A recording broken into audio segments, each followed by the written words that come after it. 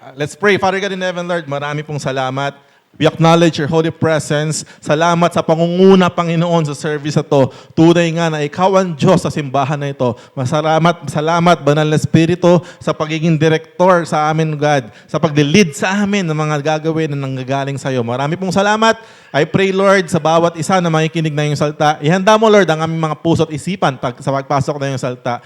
Lord, kayong mataas, kakapahayagan nyo ang makita at marinig ng bawat isa. Marami pong salamat. We love you, O Lord. Thank you for your shalom na binigay mo sa kalagitnaan namin. We love you and we bring back to you all the highest praises and honor and glory. In Jesus' name, and everyone say, Amen. Hallelujah. Ngayon, kung titingnan natin yung buhay ni Jesus, syempre si Jesus yung pinaka-idol natin lahat. Tama ba ba? Kasi si Jesus talaga yung siya yung talaga nag-portray na bilang tao. Kung pinakinggan natin yung preaching ni Pastor Nicky Wednesday and Sunday, galing Ang kanoro tinitingnan ng Diyos sa atin, yung character ng God in us. Kasi we were made in the image and likeness of God. Ni-restore ng Diyos sa atin yun. Ayun ang gusto makita ng God. Amen ba? At walang ibang taong talagang perfect na 100% na talagang lumakad dito sa lupa na talagang pinortray niya yung image and likeness ng God, yung character ng God. Kung hindi 100% perfect si Jesus. Kaya talaga wala tayong ibang dapat pag-aaralan na tao. Kung tao, meron tayong pag-aaralan, hindi po kaming mga pastor, kasi mga failure din naman kami, mahihina rin naman tayo. Wala po kahit sino sa atin dito. Kahit yung mga K-pop, mga ganyan, mga idol tawag natin sa kanila, pero di natin sila dapat idol. Tama mo ba? Wala tayong ibang dapat iniidolo kundi si Jesus kasi siya lamang talaga ang nag-portray ng character ng God. And as we look upon Jesus, mula bata tayo, nakakapanood tayo ng mga iba't ibang mga story ni Jesus sa Bible, especially every Holy Week. Tama ko ba? Nakita natin doon yung buhay ni Jesus So napanood na natin siya.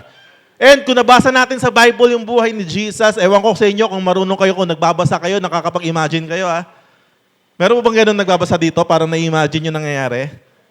Sa Bible, habang binabasa natin ang buhay ni Jesus, anong na-imagine mo? So kung papanoorin natin yung buhay ni Jesus, sa ating mga isipan, sa mga pinortray, sa mga palabas, ano yung character niya na talagang nakakabilib at nakakamangha? Okay? Marami, napakarami. Pero for me, yung talagang bilib na bilib ako at manghang-mangha ako sa character na pinortray ni Jesus is yung kanyang wagas na kapayapaan na umaapaw sa kanya. Talagang, doon ako talaga na ma-amaze. Bata pa ako, hindi pa ako born again Christian. Bilib na ako sa kanya kung paano siya magiging, alam mo yun, napaka-composed. Yung mga pinapanood natin, hanggang naging Christian tayo, nabasa natin yung mga paghihirap niya, yung mga dinaanan niya. Napanood natin yung Passion of the Christ. Nakita natin kung paano siya naging, pinortray nga sa Passion of the Christ, hindi pa yun yung totoo Wala pa sa kalingkingan ng totoo pero babasahin natin yung Bible, nakita natin kung gaano kapayapaan yung talagang umaapaw sa Panginoong Jesus. Amen ba? Nakita natin siya nung pinagkakanulo ng mga tao, nung mga inaaway ng mga kababayan niya. Nakita natin kung paano yung puso niya napakapanatag lang Ultimo yung mga kapatid niya, sa physical na kapatid niya, talagang minumura siya, talagang nire-ridicule siya. Pero never siyang na-out of character Tama po ba? Even, tama to si Jesus nag-show ng emotion Tama? Kahit yung mga talagang heightened emotion ni Jesus nung nagalit siya, nung talagang binalibag niya yung mga sa temple, nagkaroon siya ng mga ganong instances, but never, kahit nagalit siya, never siyang lumabas sa character na meron siya. Never siyang na-lose out of control. Naintindihan niyo yun? Never. Yung galit niya ngayon, naka-towards lang yun doon. Kahit nung umiyak siya, Jesus wept. Yung pinamaiksing verse. Di ba umiyak si Jesus? Kahit nung emotionally, hindi siya talagang naging nagwala, talagang pinakita lang niya yung emotion niya. Yung peace, andun pa rin. Sa gitna ng mga persecutions, si Jesus talaga naman, never natin nakita na nagwala, nagalit, maghigante. Yung mga tao na nga sa paligid yung nagbubuyo sa kanya, di ba? Di ba, Diyos ka? Kung Diyos ka, bumaba ka dyan. Kung Diyos ka, sabi nga na Jesus kay Pontius Pilate ba yun, sa nag-aano sa kanya? Kung gugustuhin ko lang, pwede kong tawagin ang, sabi niya doon, legions of angel para iligtas ako. Pero hindi niya ginawa. Grabing compose. Nung nasa gitna sila ng bagyo, nasa gitna sila ng dagat, ano raw ginagawa ni Jesus? Natutulog sa gitna ng bagyo. Grabe naman kapayapaan ng meron yan. Hallelujah. Alam nyo kasi mga kapatid, kaya loading ko si Jesus pagdating sa peace. Kasi kapag ang peace na ang na-disturb sa isang tao, nawawala na siya sa control. Kahit gaano kakalakas, physically, kapag nagalaw ang peace sa loob mo, magugulat ka, iba na yung lakas mo. Parang nangihina ka na. Physically yon. Kahit gaano ka katalino sa academics, whatever, kapag nagulo yung na-disturb yung puso mo, nabablanko ka. Tama po ba? Kahit gaano ka kagaling dito sa mundong ito, basta nagulo ang peace sa puso mo, na out of control ka. Maraming bagay ang namimiss mo na dapat mong gagawin. Basta para kang nagwawala. Which is, natural lang kasi kasi may kailangan kong nararattle . Tama po ba? Sa bigat ng mga pinagdadaanan, kaya marami rin talagang mga nawawalang mga Kristiyano, yun ang unang-unang nawawala, yung peace sa puso. Pag wala ka ng peace sa puso, hindi mo na naririnig yung boses ng Diyos, hindi ka na sensitive sa ginagawa ng Diyos, you tend to do on your own sarili mong kapakanan, sarili mong kaparaanan, para ma-achieve yung mga gusto mong mangyari. Nangyari yan kay Abraham, tama po ba? Sobrang tagal ng pag-aantay niya sa talagang binigay sa kanya na pangakong anak, anong ginawa niya? Sinipingan niya si Hagar. Kalooban ba ng Diyos yun? Hindi. Narinig ba ni Sarah yun, ni Abraham na, Abraham, sa pag-antay mong tagal, sipingan mo muna si ako bahala sa'yo, liligtas kita sa dulo. Walang ganun. Sariling mga diskarte yun. Why? Out of control. Kahit sabihin mong compose ka, alam na alam mo lahat ginagawa mo, may mga ganun tao, perfect lumakad. Pero pag may tinamaan yan sa loob, may narinig na isang balita, may nabasa na hindi niya nagustuhan, may narinig na chismis na hindi naman totoo, whatever. Kahit nanonood lang sa social media, nanonood lang ng news, merong nakakatakot na balita pumasok, nag-iiba. Tama ba ba? Kaya nga ibang tao, mas pinipili na lang nila yung peace nila over being right. Kita mo yan, pag tumatanda yung tao, mas pinipili na lang nila yung peace of mind kaysa maging tama. 2 plus 2, 5. Okay, 5. Hindi na makikipagtalo yan. Okay, 5. Dati nung bata-bata yan, may isa talaga naman, makikipag-debate pa yan. Sige, 20 minuto ka, 20 minutes ako. O, di ba? Patingnan natin kung sinong tama sa atin dalawa. Pero habang tumatanda, they tend to choose the peace na lang. Kasi alam na Alam na, pag yung peace na yung nawala, eto lang, yung 2 plus 2 plus 5, yun lang yung nawala sa'yo . Pero kung talaga nilagay mo sa puso mo yon, maraming bagay na namimiss mo na hindi mo alam na namimiss mo na. Hallelujah. Kaya pinagpapalit na lang nila yon. Kaso, ito yung kaso. Kaso mo, iba yung peace na binibigay ng mundo compared sa peace na ino-offer ni Kristo. Akala natin, sabi ko nga, pinagpalit na lang yung peace. Hindi, I choose peace over being right. Pero yung iba kasi karamihan, yung piniling peace, yung peace lang na binibigay ng mundo. Hay, nako. Paanong klaseng peace yun? Kunwari, sa church no offend, ang daling ibigay. Give up mo na yung church, give up mo na yung faith. Basta okay, basta wala akong stress, wala akong iisipin. Sobrang tagal na pag-aantay sa pinag-pray. Iba na lang. Kinalimutan na yung pinag-pray. Ang dali! Oh, hallelujah. Mas mimipili na lang na maging, basta, you only live once. Gawin ko yung dapat kong gawin. Basta kung saan ako do what works for me. I'm not your doctor. Tama kayo, mali ako. Do what works for you. I'm not your doctor. O, di ba? Si Carlos Agassi. Ang galing, yun na nga lang yung tagline niya para hindi na siya awayin di ba? After niya mag-share ng content niya, mag-share naman ng magaganda. Pero sa dulo, talaga niya sabihin, tama kayo, mali ako, do what works for you, I'm not your doctor. O, para wala nang bash-bash, no? Hindi na siya babashin. So, iba mga kapatid ko. Iba ang peace ng mundo, iba ang peace ni Jesus. Hey, ito yung pag-aaralan natin ngayon. Let's differentiate the peace ng mundo at peace na binibigay ni Jesus. Okay ba tayo doon? Ang title po natin ngayong umaga is Kapayapaang Nagmumula sa iyo. Thank you, Jesus. Kita mo to, nakakatuwa. Sabi sa John 16:33, favorite nating lahat to. I have told you these things so that in me you may have peace. Kay Jesus daw, magkakaroon tayo ng peace. In this world, you will suffer tribulation. You will have trouble. But take heart, I have overcome the world. Favorite natin lahat yan. Naiintindihan natin yan. Na talagang mag-suffer tayo ng mga kahirapan dito sa mundo. Maraming persecutions, maraming troubles, napakaraming problema talaga ang dinadala natin sa mundo. Pinagpauna naman na Jesus yan. Tama. Take heart, I have overcome the world. So okay na yun, naiintindihan na natin yun. Okay, diyan pa lang, kampante na tayo, tama ba? Diyan pa lang, pwede na tayo maging confident na, pinagpauna naman na Jesus to eh. Kaya ito, pinagdadaanan ko yung tinding hirap ngayon. But okay lang, sabi ni Jesus, napagtagumpayan ko mundo, Jesus lives in me. That's why napagtatagumpayan ko rin to. Amen ba ba? We are victorious because of Jesus. Patingnan natin sa John 14:27. Ito yung verse natin for today. Sabi ni Jesus, peace I leave with you. Kapayapaan, iniiwan ko sa'yo. My peace I give you.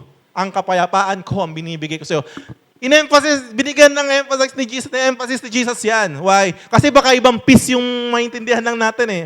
Ano bang alam natin ng ating peace? Pag walang problema, pag tahimik, pag amoy spa. Peace na yan eh. Ayun yung alam nating peace eh. Pero yung verse kanina, binigyan ni Jesus talaga yung yung peace na binibigay ko sa'yo, hindi yung peace na walang problema. Bagkus maraming ang problema darating sa'yo eh. Ang peace na binibigay ko sa'yo, ako mismo, sarili ko mismo. Hallelujah. Sabi niya, you may have, in me, you may have peace. Yung peace na binibigay ni Jesus, maraming problema, pero siya nandito sa atin. Ayan ang peace. So sabi niya, my peace I give to you, I do not give to you as the world gives. Tingnan natin yung sumunod na. Sabi doon, do not let your hearts be troubled. Kaya ako pinagduktong yung John 16:33 sa kaya John 14:27. Kasi gusto kong bigyan ng diin sa ating lahat na yes, sinabi ni Jesus na magkakaroon tayo ng troubles, pero sinasabi rin ni Jesus, huwag mong papasukin yung trouble sa puso mo. Iba kasi yung, yes, you believe that may trouble, pero ikaw naman, inabsorb lahat ng trouble sa puso mo. Yes, you may have trouble. Pero sabi ng Jesus, do not let your hearts be troubled. Do not let your hearts be troubled. Wala pong hindi pwedeng yung kasawa mo do not let your hearts be troubled para sa'yo. Ikaw mismo yon for you. Personally, you will need to choose and to decide na kahit gaano kabigat yung pinagdadaanan mo, you will not let your heart be troubled. Paano raw yun? Do not let your heart be troubled and do not be afraid. Hallelujah. So you may have trouble, but do not let your hearts be troubled. Now, the peace of Jesus is different, sabi ko na nga kanina, from the peace that the world knows. Kasi yung peace na binibigay ni Jesus is inner peace. Hallelujah. Sa kalagitnaan na napakaramit, napakabigat na pinagdadaanan mo, kumustahin mo nga yung puso mo, magkaroon tayo ng heart check. Heart check. Alam mo yung sa mundo, meron nilalagay stethoscope para marinig kung ano yung heartbeat mo, di ba? Kung ano yung heart rate mo, whatever. Now, spiritually, can we have a heart check?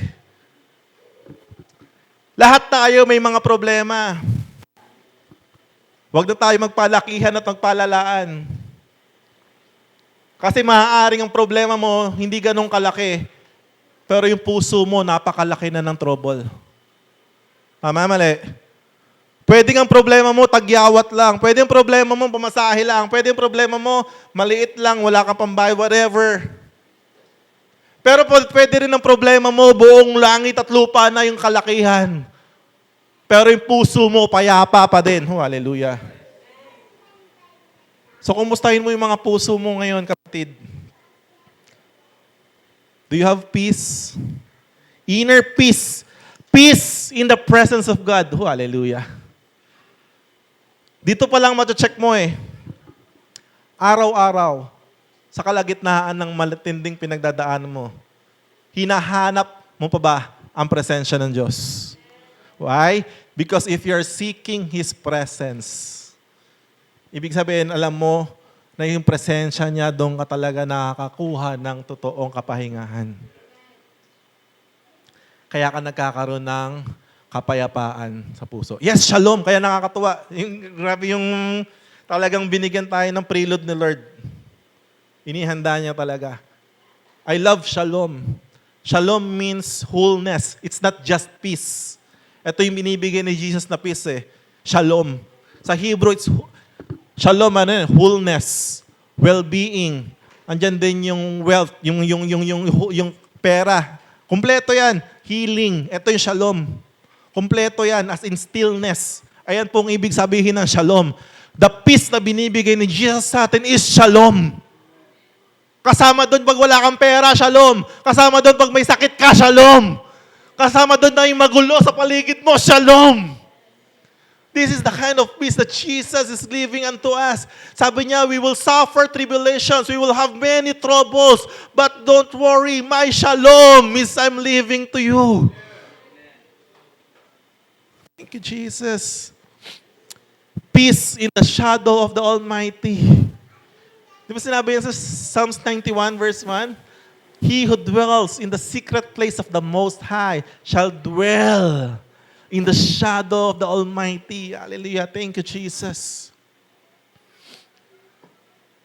Makikita mo, kakayanin mo magpatuloy sa buhay kahit gaano kabigat yung nangyayari sa mundo. Why? Rested ka. Rested ka sa presensya ng Diyos.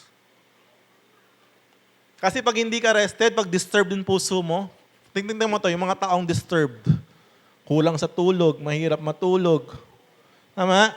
Stressed, depressed, oppressed. Mahirap, marami siyang namimiss. Pero bagamat marami kang problema, kung ikaw ay nagpapahinga, kaya mong pahinga sa shadow of the Almighty. Kaya nga shadow eh. Mainit, magulo sa labas. Yung shadow, kita mo to sa kalagitnaan ng tirik ng araw. Anong hinahanap natin pag nasa labas tayo? Lilim, shadow. Kapag nagsusundo po ako kay Pablo tuwing alas 5 ng hapon sa Roosevelt, yung sunduan doon, yung gitna, lagi ko nakikita nila lote doon, andun yung araw, tirik na tirik talaga. Tapos andun lahat ng nanay. Dalawa lang ata kaming tatay nagsusundo doon. Isang buong year yun. Ngayon, tirik yung araw doon, pero meron doon isang column, may poster ron eh, na square. Yung araw doon, may shadow pa gano'n, no?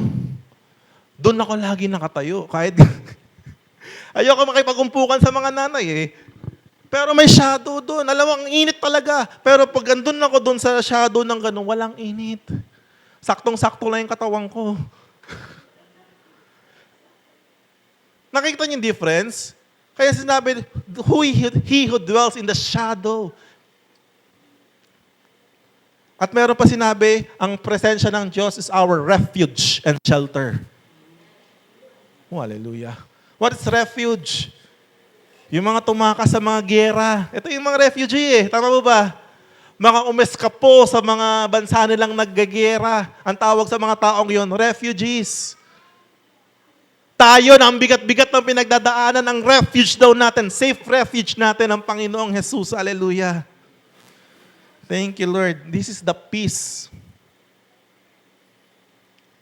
Kaya ngayon, habang sinishare ko sa inyo to, ikalman nyo yung mga puso nyo. Pwede ba yun? Kalman nyo muna yung mga puso nyo. Ang galing mga prophetic na binitawan kanina kay Pastor Nicky. Sana nasalo natin yun. Mga kapahingahan, narinig ng Diyos yung mga pinapanalangin mo. Oh, hallelujah. Now, eto, may share ako sa inyo na eto narinig ko na to ilang beses sa mga maraming pastor ko na narinig na basta tungkol sa peace yung pinag-aaralan. Kaya hindi ko kukunin yung credit dito. Pero naalala ko kasi bigla nung piniprepare ko to eh. Ito, totoong buhay to, true story to. Nagkaroon po ng contest yung mga magagaling na mag-paint. Alam mo ang tema nila? Peace. So, alam mo yung parang sa school, gagawa ng mga painting. Tapos, ito, mga professional painters to, na maggagawa sila ng painting. Yung iba gumawa ng mga batis, na mga talagang tahimik. Yung iba gumawa ng mga fields na talagang mga puro green. Iba gumawa ng mga, basta mga peace. Isipin nyo lang yung mga magagandang mga Alam nyo kung ano yung nanalo? Ang nanalo, ang pinainting niya, ang gulo, tapos may storm, talaga naman, tataka sila, bakit nanalo yun? Ngayon, sige, lagay mo. Storm po yan. Ayan po yung painting ni Jack E. Dawson. Ang title po niyan, Peace in the Midst of Storm. Nanalo po yan. Alam niyo kung bakit? Hindi niyo makita dyan, no? Buti na, hindi niyo makita. Sa kalagitnaan ng painting, maliit lang ito eh. Ito pong maliit na to, ito po may ibon sa loob ng maliit na crevice na butas. Ito po ibon to. Payapang-payapa na ibon na nagpapahinga sa loob ng bato. Ayan po yung nanalo. And that's the peace na pinoportray, na binibigay sa atin ng Panginoong Jesus. Jesus is the rock. Oh, hallelujah. Itatago niya tayo sa lilim niya. Grabe! Napakagulo. Siguro pag lumabas ka dito, hindi mo kakayanin. Lumabas ka lang ng onti dyan, patay ka na, di mo na alam gagawin mo. Kahit hindi ka ibon, kahit tao ka, kahit anong hayop ka pa, magulo dyan. But because doon sa maliit na uwang ng bato, ang sarap ng pahinga ng ibon na yun. And this is the peace that our Lord Jesus is offering right now. Sige, palakpakan si Lord. Hallelujah. So peace is not measured by the absence of troubles. Ang peace minimeasure sa gitna ng trouble, kumusta puso mo? Kayang ibigay ng Panginoong Jesus ang kapayapaan sa puso. Kaya nga sabi ko, one of God's character that needs to be manifested in us is His peace. Isa sa character ng Diyos yan, na talagang gusto ng Diyos na makita sa atin. Kaya inaalaw ng Lord din na marami tayong mga pagsubok, dumaan tayo sa maraming mga problema. Hindi tayo sinasadista ni Lord. Merong verse yun, sabi niya talagang inaalaw niya sa 1 Corinthians 10:13, talagang inaalaw ng God. Marami pang problema at marami pang pagsubok. Isipin mo yung mga disciple niya na mismo yun. Ang OJT sa gitna ng bagyot, gitna ng dagat. Talaga nang di ka maaning doon. Hallelujah. Kita mo sabi sa Isaiah 9:6, favorite din natin tong verse na to. For to us a child is born, to us a son is given, and the government will be on his shoulder, and he will be called Wonderful, Counselor, Mighty God, Everlasting Father, and Prince of Peace. Totoong kapayapaan nagmumula sa Kanya. Ang ganda ng kanta eh. Kapayapaan nagmumula sa iyo. Hallelujah. Jesus is the source of peace. That's why He is always inviting us to have rest in His presence. So dwell in God's presence every minute, every hour, every day.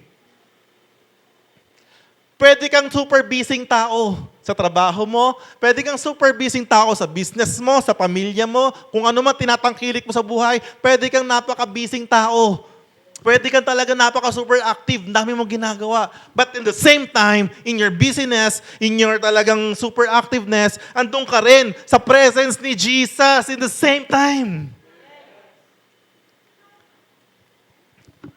Kaya araw-araw, minuto, huwag mong simulan yung araw mo nang hindi nagsisimula sa presensya ng Diyos.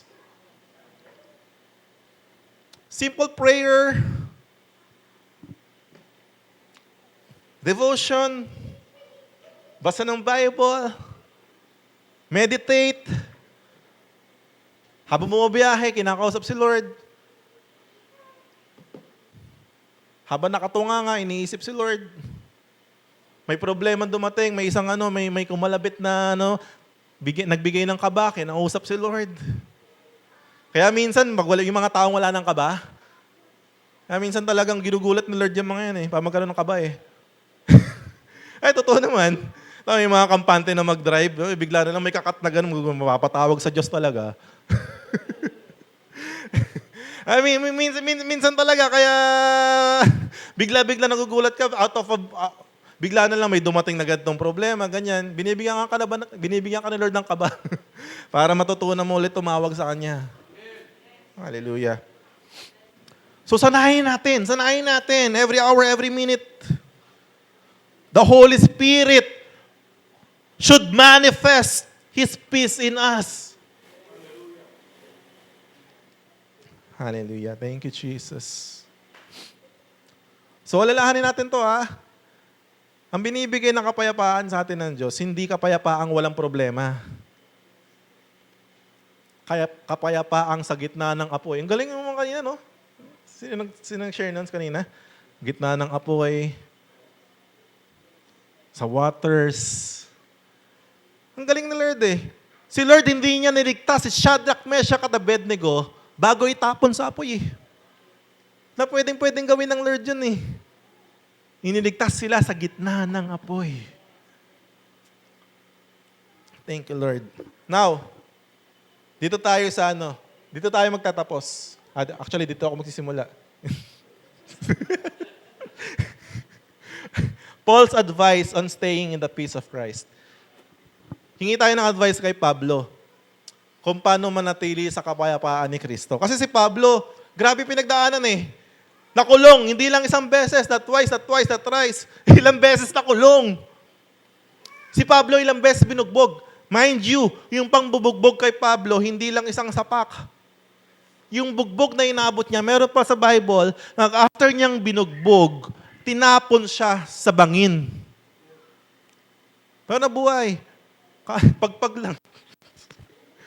Ilang beses na shipwreck. Sabi niyo yun, ano yung shipwreck? Yung lumubog yung sinasakyan barko, bangka. Ilang beses daw, hindi lang isa. Ilang beses din po siyang in-stone to death. Hindi lang namamatay. Hindi pa niya oras Hanggang nung kinulong na siya ng last, hanggang nung pinatay na siya. Naranasan niyang magutom, naranasan niyang maghirap, naranasan niyang talikuran ng mga disciple niya, talikuran ng mga kasama niya, mga nagsimula, naranasan niyang iiwan, naranasan niyang i-betray. Kaya nung nandun na siya sa rurok, sa Philippians, nakakulong na po siya dun Sa Philippians, nandun na siya ito na yung last na ng buhay niya sa Philippians Ito na yung huling pagkakakulong niya So, ano yung advice ni Paul? Grabe, no? So, first, number 1, rejoice always. Coming from him, na nasa loob ng dungeon, sumusulat para sa mga Christian na malaya na nasa labas. Baliktad. Supposedly, yung mga Christian sa labas, sumusulat kay Pablo, okay lang yan, kapit lang sa pananampalataya, may Diyos tayo, At least mamatay ka man dyan, makikita mo na si Lord. Dapat ganun Pero baliktad, si Pablo ang sumusulat sa mga nasa labas. Ano sinabi niya sa Philippians 4? Rejoice in the Lord always. I say it again, rejoice. Inulit niya. Bakit niya inulit? Kasi baka hindi maniwala Sinasabi ko talaga, maging magalak kayo sa Panginoon. Let your gentleness be evident to all. The Lord is near. Hallelujah. So, kaya nasasabi ni Pablo na kaya natin mag-rejoice because the Lord is near. Malayo ba si Lord sa atin? Hindi. The Lord is near. Malapit ang Diyos. Si Jesus nasa atin. The Lord is with you, Erwin. The Lord is with you, AJ. Rejoice. Matindi man yung pinagdadaanan mo, rejoice. The Lord is near. The Lord is with you. You can rejoice because of faith. Believing that God is working all things together for our good. If God allowed this circumstance to happen in my life, I believe at the end of the day, ang storya ng buhay kong ito is para sa kaluwalhatian pa rin ng Diyos. I will not stop here. Huwag kang huminto sa pangit na chapter ng buhay mo. Yung iba kasi huminto, sa pangit pa huminto. Huwag kang huminto sa pangit na chapter. Sino rito yung nagbasa ng nobela, nagbasa ng pocketbook, sa kalagitnaan ng climax, hindi na tinapos? Di ba pag ganun nga, excited kang malaman kung anong kasunod? Ako pag nanonood ako ng series, lalo na sa exciting part, ay naku, minsan umaabot ng tatlong episode pa para lang para lang ma-conclude mo yung utak mo.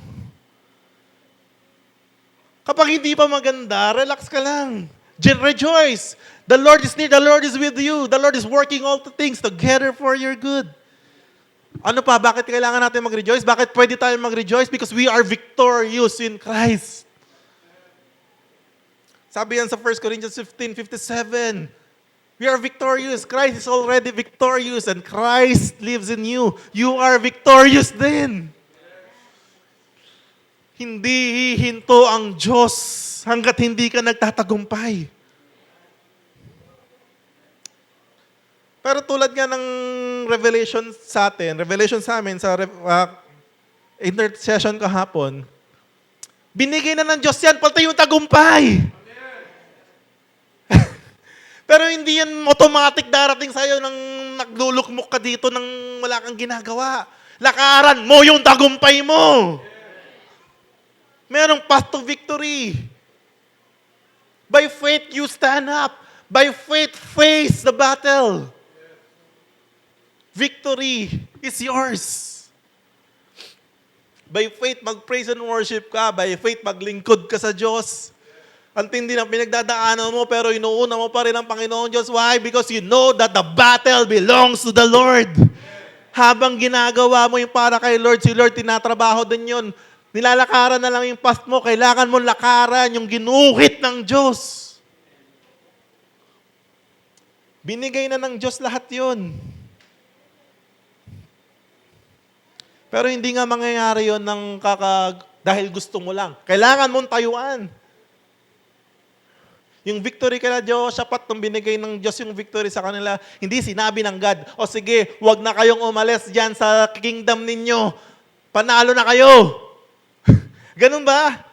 Hindi, ang sabi ni Lord, stand up, march. Pumunta kayo doon sa battle. Ayun ang sinabi ng God sa kanila. Pwede naman na, sige na, Jehoshaphat, mahal ko. Apo, ganun tumabas dyan. Baka matakot ka pag nakita mo gano'ng karami mong kalaban. Sige, dyan na lang kayo. Panalo na kayo! Hindi nga ganun. Ang sabi ng Lord, tumayo kayo, magmarcha kayo, papunta sa battlefield. Papunta sa victory. Why? Mas ma-appreciate mo ang kaluwalhatian at kapangyarihan ng Diyos kasi makikita mo kung paano niya sinusolve, paano niya tinahitahi. Yung mga kalaban ng Jehoshaphat, paano nila natalo yon? Mayroon ba silang ginawa na ano doon? Sila pumunta, ang ginawa nila, pumunta. By faith. Takot na takot niya ba ngayon? But naglakad sila. And the front line, they're singing praise and worship. Habang sila daw po ay nag-aawitan. Wala na ngang iba. Habang sila ay nag-worship, yung mga kalaban nila, na-confuse, sila mismo nagpatayan. Pagdating nila doon sa battlefield, wala na silang dinatnan. Ang dinatnan nila sangkatutak na Lutz, blessing. Pinagkukuhanan na lang na yung blessing. Hallelujah. Right now, I believe in Jesus' name. You are marching toward God's blessing in your life. Oh, hallelujah. Thank you, Jesus. Hindi ka pagkukulangin ng Panginoon. Kung kailangan mo ng kalakasan, siya ang iyong kalakasan. The joy of the Lord is our strength. Magkakaroon ka ng kalakasang bumangon muli. Sa bigat na nga ng pinagdadaanan mo, hindi ka pa babangon sa kalakasan ng Diyos. Talaga naman, mamatay ka dyan. hindi man mangyari yung outcome na gusto mo, rejoice. Ito yung sabi ni Paul. Hindi naman gusto siguro ni Paul, hindi naman niya siguro pinag-pray kay Lord na mamatay sa kulungan. Tama mo ba? Sa kanyang paglilingkod kay Lord, hindi naman siguro niya dinesire na papapagutan ng ulo sa kulungan. Hindi naman. Pero ito tandaan nyo, hindi man yung mangyari yung outcome na gusto mo, rejoice pa rin. Why? Kasi for sure, mas maganda pa rin yung inihahanda ng Diyos for His glory. Magtiwala ka sa Kanya. Hindi man yung gusto mo exactly mag-unfold, definitely kung anong mangyayari, mas magbibigyan ng kalahatian ng Diyos. Sa buhay ni Pablo, kita mo, hanggang ngayon, yung faith na meron siya, umabot. Oh, hallelujah. Thank you, Lord. So, ano yung number 1? Rejoice. Number 2, do not be anxious. Pray. Sabi niya, do not be anxious about anything, but in every situation,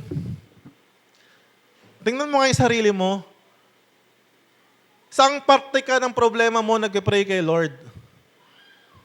Saang parte ka ng sitwasyon mo nagpe-pray kay Lord? Sa bandang kalagitnaan ba kapag yung nagawa mo na yung ibang alam mo dapat gawin tapos hindi umubra? Sa dulo ba kapag wala ka ng alam gawin? Saang parte ng buhay mo pag nagkaroon ka ng sitwasyon nagpe-pray? Sabi dyan, in every situation, by prayer and petition with thanksgiving, present your requests to God. And the peace of God, hallelujah, which transcends all understanding, hindi mo maintindihan, hindi mo mawari. Dapat umiiyak ako ngayon, Lord eh. Dapat nagwawalwal ako ngayon, Lord. Dapat masyado nang imo yung puso ko ngayon. Dapat inuuntog ko na yung ulo ko sa bater. Dapat, Lord, nagpapakamatay na ako ngayon. Pero bakit ganito, Lord? Payapa pa rin yung puso ko. Yung ikaw na lang, pinipilit mo na lang yung sarili mong umiyak kasi parang logically, dapat umiyak ako pero wala lumalabas kasi nag-pray ka na eh. Ewan ko sa inyo kung naramdaman niya na yun. May peace na. Ngayon, hanggat wala pang peace, kinig ka mabuti, hanggat may kaba pa, hanggat may anxiety pa, huwag mong tigilan, pray! Hanggang maramdaman mo yung pagdating ng napakapayapang presensya ng Diyos. Mangyayari yun. Kasi sabi niya yan, hindi sinungaling ang Diyos. Salta ng Diyos yan. And the peace of God which transcends all their understanding will guard your heart, unang puso. And then your mind in Christ Jesus. Babantayan niya. Thank you, Lord. Tingnan mo presenting a request to God through prayer does not guarantee, hindi dahil nag-pray ka kay Lord, does not guarantee that you will have what you want right away.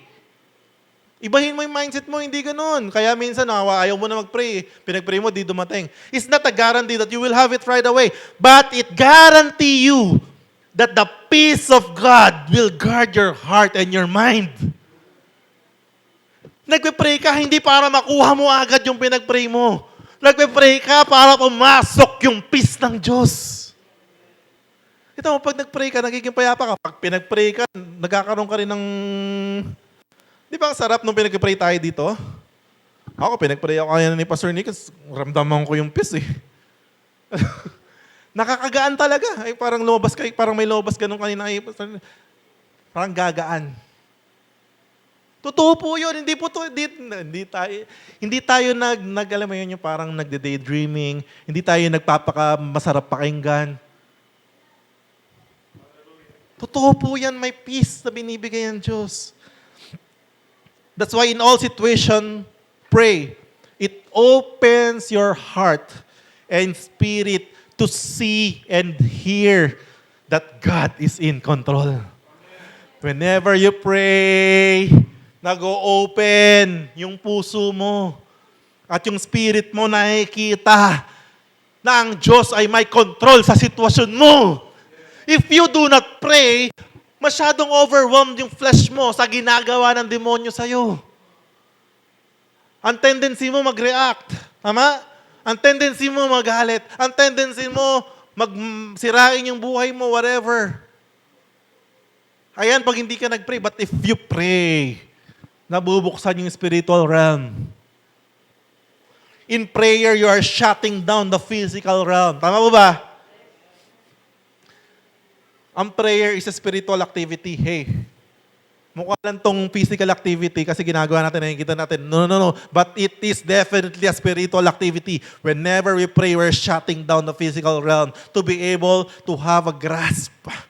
Maranasan, maramdaman, makita yung spiritual realm. Then you will see the reality. Ang mas totoo.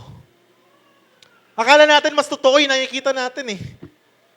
Sabi nga sa Ephesians 6, no, we are not fighting against human flesh.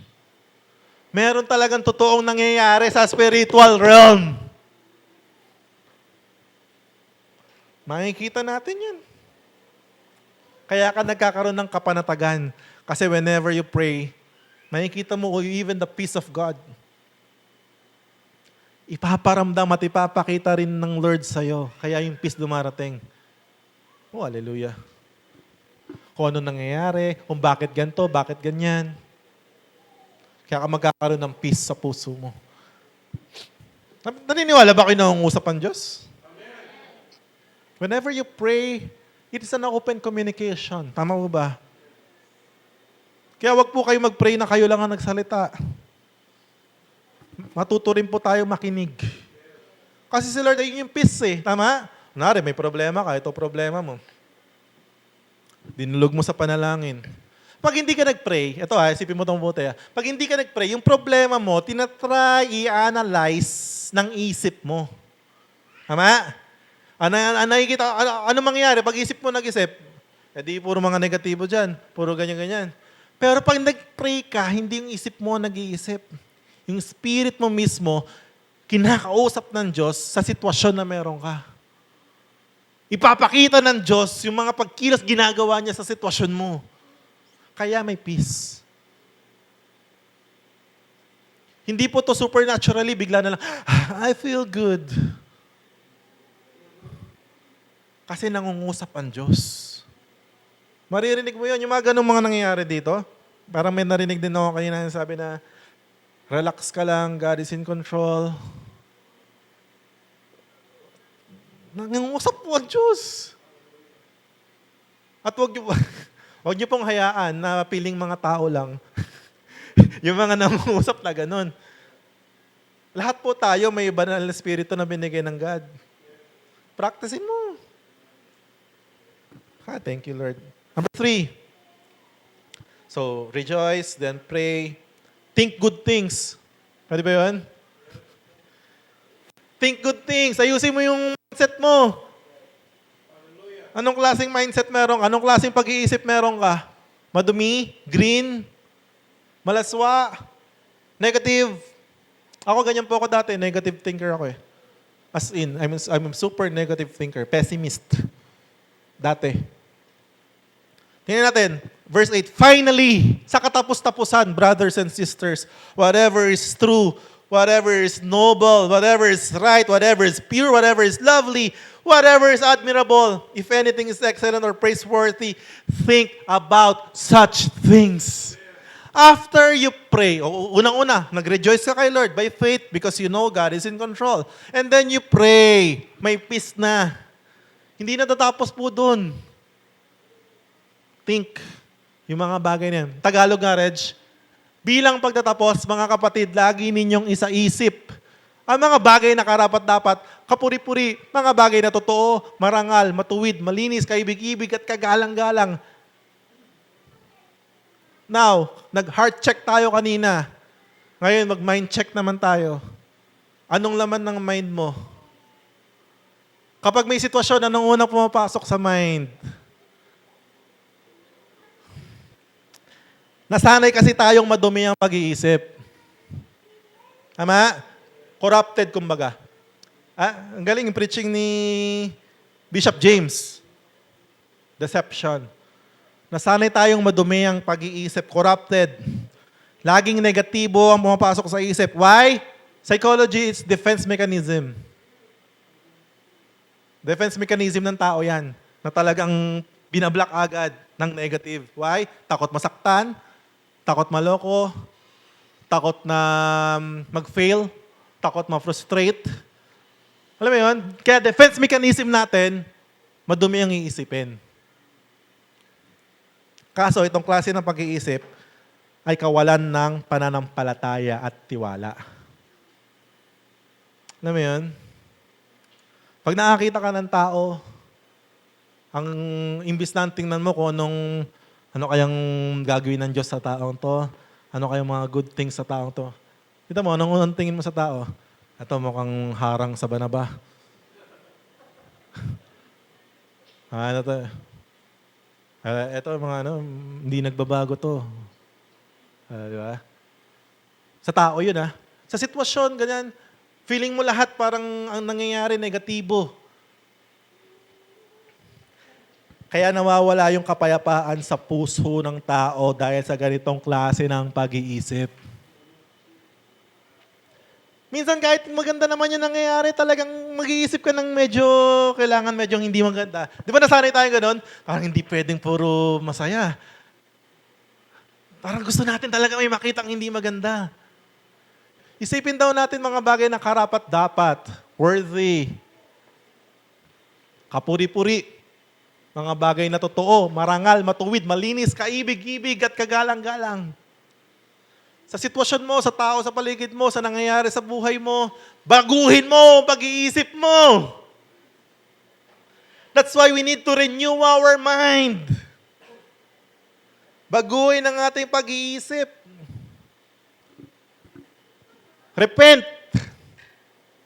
Itong unang-unang preaching sa kingdom. Repent.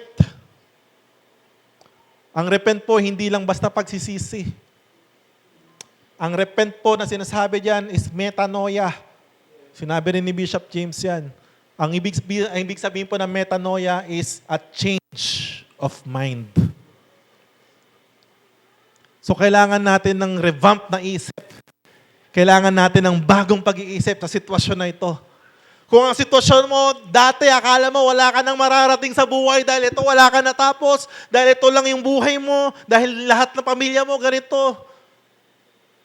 Baguhin mo ang takbo ng pag-iisip mo. Lagi mo na sa pag-iisip mo, sa Panginoon, I have a future. A hope. A good future. Lagi mo na sa isip mo, nothing is impossible to him who believes. Hindi pa huli ang oras. Hindi ka pa nahuhuli. Ganun, lagi naman positive. Why? We have the mind of Christ. Do you believe? May verse po yan sa 1 Corinthians 2:16. Nung na-born again po tayo, sabi doon, we have become a new creation. Sa bagong creation na yon, may Holy Spirit na binigay sa atin. Ang galing daming binigay ng Diyos sa atin. May Holy Spirit na, may isip pa ni Kristo. Kaso tulad nga na sinasabi dito, hindi po to automatic na gano'n ka na. Kailangan mong lakaran yun. By faith, you need to believe. You need to act on it. You need to rely. Start thinking the way Christ thinks. Kasi kung talagang ewan ko sa inyo di ba kayo namamangha nung si Jesus na buhay dito sa lupa? Grabe. Laging composed. Walang problemang hinarap sa kanya, gagawin natin. Wala ba makain ko? Kayo kasi, invite kayo ng invite Walang ganun. Yung mga disciples sabi, itaboy na natin, Panginoon, habang may araw pa. Para makapunta pa sila, sana makabili sila. Taboy na natin. Walang ganun. Calm, cool, and collected. Ang sabi niya, paupuin niya sila. Kayo magbigay ng pagkain, binigyan ng problema yung mga disciples. Hallelujah. Calm. Walang pera, mangisda. Never mo magbasa ka, wala ka makikitang na-rattle si Jesus. Thank you, God. May one scenario lang ako nabasa sa Bible na lumabas yung pagkatao niya. Alam niyo kung saan? Sa Gethsemane. Habang siya ay nag-pray, sabi doon, yung pawis niya naging dugo. Why? Sabi doon, he was overwhelmed with sorrow to the point of death.